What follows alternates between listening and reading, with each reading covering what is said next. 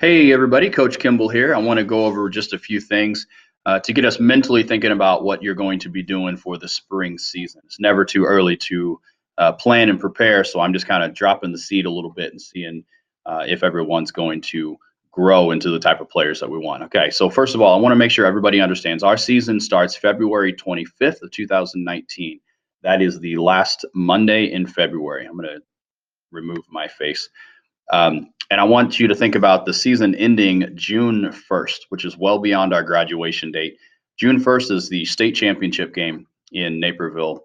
And I want you to think about, I want players who are 100% committed to the end of our season, regardless of the high school calendar. Okay. So that means if we play in our postseason and we go into the regional or into our sectional, there's a good possibility that we go beyond graduation date. That is going to be a real possibility within the next couple of years, including this year.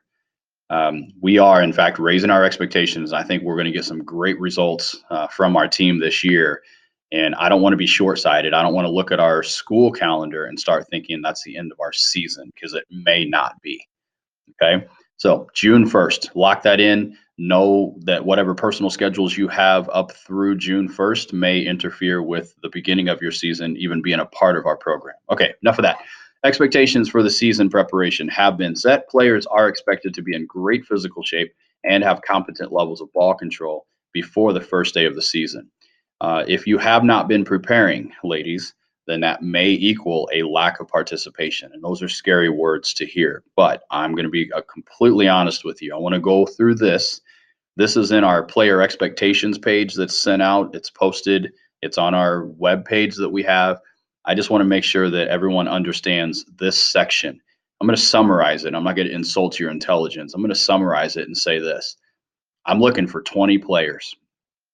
Okay.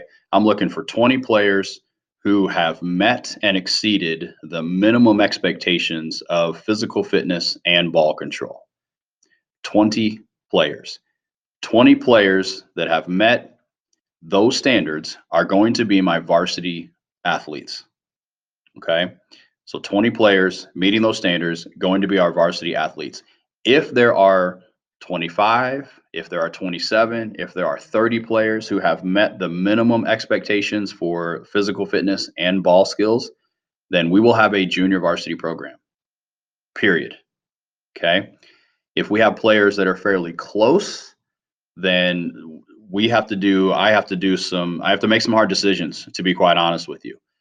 We want the best performers to be on the field at the varsity level, and we want the JV program to be a building into the varsity level. So we want them as close to the varsity skill level as possible. So I'm looking for 20 players.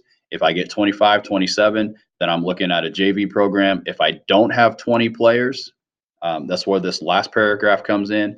If I only have 11 players who have met the minimum expectations or 13 players who have met the minimum expectations, I'm still going to go up to 20. It's going to be those top 20 athletes being on the varsity team. But those bottom 8, 9 players that may not have met those minimum standards, they're going to be doing a lot of extra work to get to those minimum standards before they're going to be allowed to play. Okay. So I want everybody to be very clear on that. I'm looking for 20 varsity athletes who are rock star athletes. If we have additional players, then we'll have a JV program.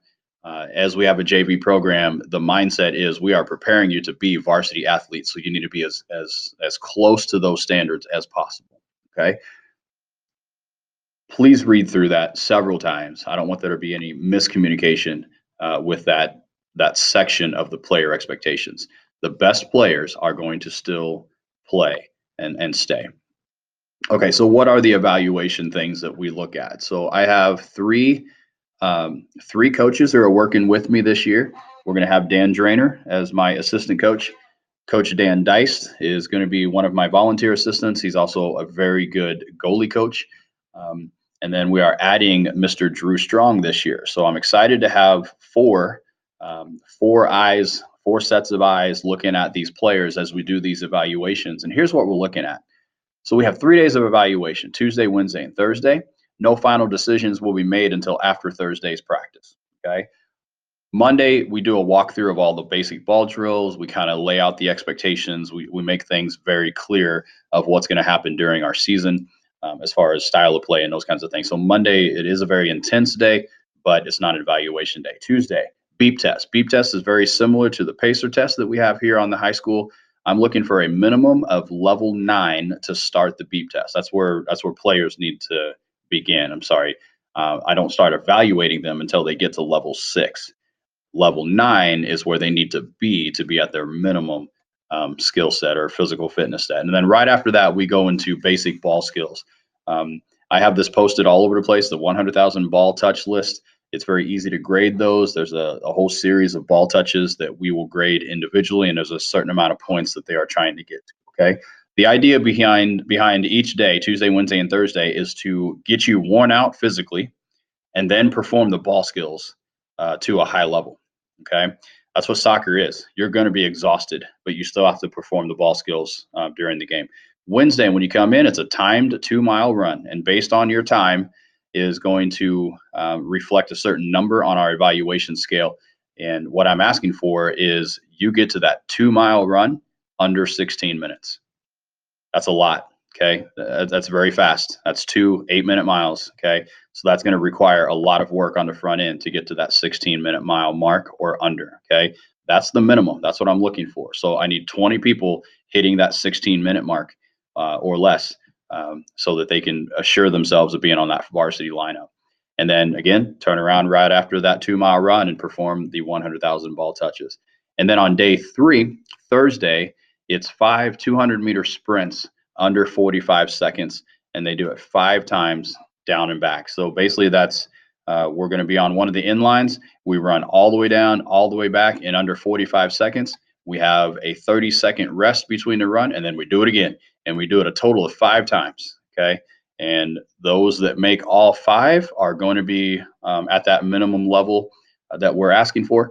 And then right after that 5 200-meter sprint session is done, then we go right back into the basic ball drills and we complete those drills again. Again, all 3 of those, it's meant to get you physically worn out in different ways and then perform ball skills at a very high level. Okay, so it's a combination of all of that. At the end of Thursday's practice, the coaches, we'll look at all of our numbers and we will post and create the list of who the top 20 athletes are. And again, if there are additional athletes that meet those minimum requirements, then you will be on a JV level team in preparation for varsity type of quality. Okay. I do want to remind you that we have a character-based structure within our program, and we have a team coin. Those are going to be on sale once again for $5 a piece. And on that coin, it says, "We will be known as encouraging, respectful, and trustworthy." That's our reputation. We want people to look at the Lady Panther soccer team and be able to use those 3 words to describe our team: encouraging, respectful, and trustworthy. And then how we are on the field, we're going to be competitive, hardworking, and confident. So that's individually.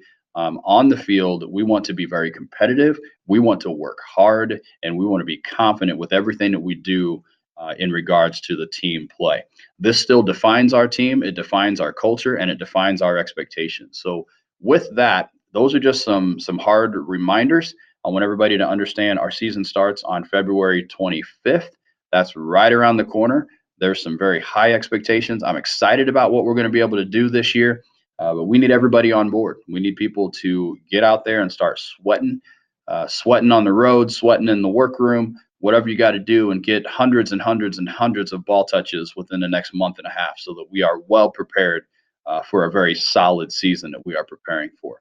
All right, with that, I'm going to show my face once again, just long enough to say goodbye, everybody. And I hope that you are doing the work that you're supposed to do. Parents, please encourage your girls, get on it, get on the ball, get in the weight room. As a matter of fact, this coming up Monday, which is what, January 5th or today's January 5th. So 2 more days, January 7th. Sorry, I don't have my calendar right in front of me. January 7th, weight room's going to be open. We need everybody that's not already in a winter sport to be in that weight room, because once we have that team cohesiveness and we're building that, we're all working together, we're all sweating together, we're building a respectable program together. We need everybody there. So hopefully we'll see you on Monday right after school until about 4 o'clock. All right, guys, ladies, I will talk to you later.